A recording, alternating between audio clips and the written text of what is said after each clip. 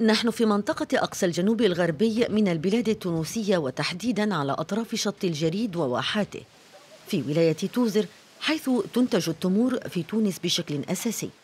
يصل عدد أنواع التمور التونسية إلى نحو 300 نوع، ولكن دجلة النور هي الأكثر شهرة من بين كل هذه الأنواع سواء في تونس أو خارج البلاد.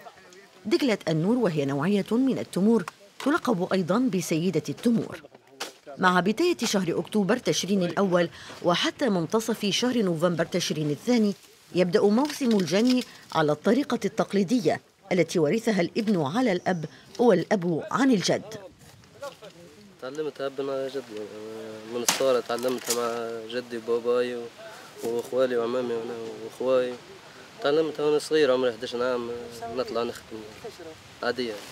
إلا أنه ومع كل موسم تطفو على السطح عديد الإشكاليات كندرة المياه بالواحات، ما يجعل الصاب مهددة في أي لحظة طيلة مراحل المنتوج من الغراسة إلى المداواة فالتغليف وصولاً إلى الجني والترويج، إذ أن أشجار النخيل تحتاج وهي في أوج مرحلة نضج ثمارها إلى الكثير من الحرارة ومياه الري لا مياه الأمطار، لأن التمور تبقى حساسة للرطوبة وللأمطار في مرحلة نضجها.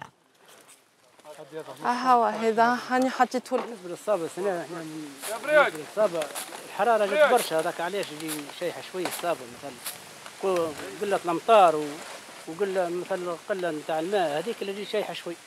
لو كون يجي المناخ سمح يجي حتى الصابة سمح.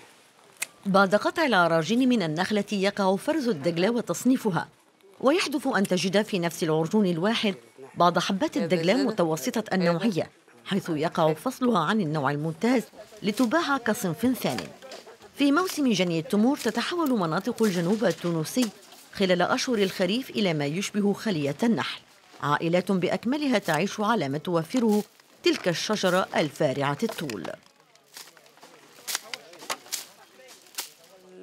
قطعان التمر في جريد معناها مورد الرزق أساسي للجهة كاملة، معناها الفلاح اللي يقطع الفوق، اللي معناها الحناق اللي هو تحته، كل مهنة عندها أصحابها، وأولاد الجهة الكل يبدأوا يستناوا في جني التمور باش يخدموا، باش يلقاو مورد رزق. يمثل قطاع التمور 6.6% من القيمة الجملية للإنتاج الفلاحي في تونس، ويساهم في 19.2% من القيمة الجملية للصادرات الفلاحية، ويحل في المركز الثاني في سلم صادرات المنتجات الفلاحية.